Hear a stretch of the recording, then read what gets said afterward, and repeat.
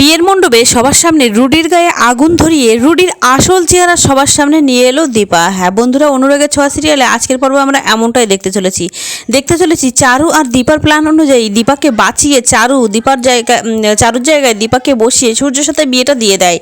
অবশেষে দেখা যায় সাক্ষ্যদীপের ফুল পাঠানো দেখে সেটা দেখে সন্দেহ হয় সবার। তাই উর্মি গিয়ে দীপার ঘোমটা খুলে দীপাকে দেখে বলে তুই। তখন সোনা রেগে গিয়ে বলে মা তুমি আবারও ছদ্মবেশে এ বাড়িতে এসেছো, তোমার কখনো লজ্জা হয় না? ওদিকে দেখা যায় কুন্তলা কিছু কথা বলতে গেলে দীপা কুন্তলার দিকে এগিয়ে যায় আর শয়তান বলে তার গালে ঠাস ঠাস করে চড় মারতে থাকে। ওদিকে সেটা দেখে রুডি কিন্তু ভীষণই ভয় পেয়ে যায়। ওদিকে দীপা জোর গলায় প্রবেশনগুপ্তকে বলে বাবা আপনারা সত্যটা সামনে থাকা সত্ত্বেও আপনারা কিন্তু সত্যিটা দেখতে পাননি, আপনারা বারবার ভুল বুঝেই গেছেন।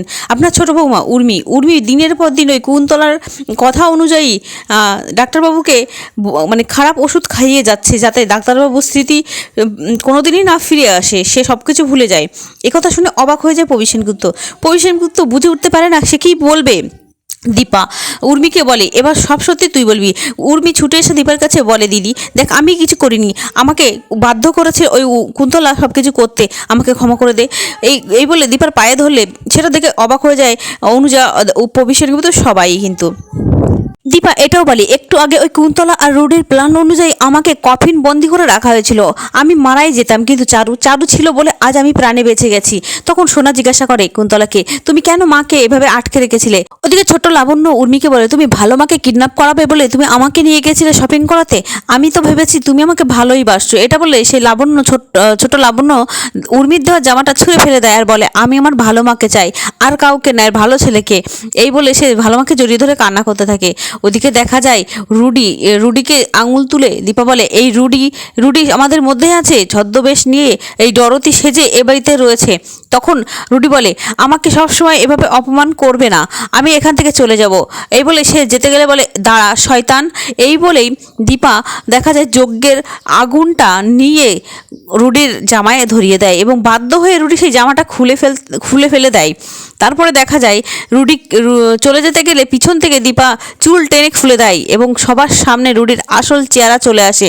সোনা দেখতে পেয়ে অবাক হয়ে যায়। সোনা ভাবতে থাকে যে এতগুলো দিন ধরে তার মা তাকে এতবার বোঝানোর চেষ্টা করেছে রুডি বেঁচে আছে, রুডি মারা যায়নি, তাও সে তার মায়ের কথা বিশ্বাস করেনি। আজ সে চোখের সামনে রুডিকে দেখে তার সমস্ত ভুল ধারণা ভেঙে গেল।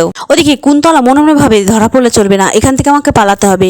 কুন্তলা আশেপাশে তাকিয়ে দেখে মোটা একটা লোহার রড পড়ে আছে, সেটা দিয়ে দীপাকে আঘাত করতে আসে। ওদিকে দীপা কিন্তু তাকে বাধা দিয়ে ফেলে। তারপরে দেখা যায় সেটা ফেলে পালাতে গেলে সামনে রূপা আসে এবং আবারও পালাতে গেলে সেখানে কৃষ্ণ আসে। কোনো মতেই কিন্তু কুন্তলা পালাতে পারলো না। ওদিকে রুডির আসল চেহারা সবার সামনে আসা মাত্রই সোনা রেগে গিয়ে সেই লোহার রডটা তুলেই মানে ভীষণভাবে রুডিকে মারতে থাকে। ওদিকে রূপা বলে সোনা তুমি ওকে মেরো না, যে ভুলটা আমি করেছিলাম সেই ভুলটা তুমি করো না। সেদিনকে রুডিকে আঘাত আমি করেছিলাম কিন্তু ও মারা যায়নি, আমি জানতাম, মা ঠিকই জানতো, কিন্তু ও এমনভাবে প্ল্যানটা সাজিয়েছে যাতে সবাই বিশ্বাস করে যে ও মারা গেছে।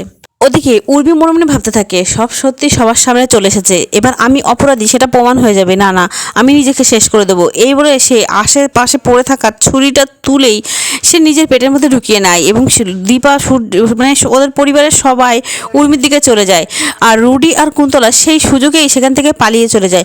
ওদিকে উর্মি বলতে থাকে আমি যে ভুল করেছি তার জন্য ক্ষমা চাইছি তোদের কাছে, ক্ষমা করে দিস। তখন দীপা বলে তুই যতই ভুল করিস না কেন তুই আমার বোন, আমি তোকে কখনোই মরতে দিতে পারি না। এই বলে তারা তাড়াতাড়ি উর্মিকে নিয়ে হাসপাতালে ছুটে যায়। তো বন্ধুরা, দীপার উপরে যত ভুল বোঝাবুঝি ছিল সেনগুপ্ত পরিবারের সব ভুল মিটে গেল। সোনা তার মাকে মেনে নিল, আবার আগের মতো হয়ে গেল পুরো পরিবারটা। কিন্তু এই সুখটা কি চিরস্থায়ী থাকতে দেবে কুন্তলা রুডি, নাকি আবার নতুন কোনো ক্ষতি করবে সেনগুপ্ত পরিবারের? সেটা জানতে হলে চ্যানেলটি সাবস্ক্রাইব করো আর আমার পাশে থাকো। ধন্যবাদ।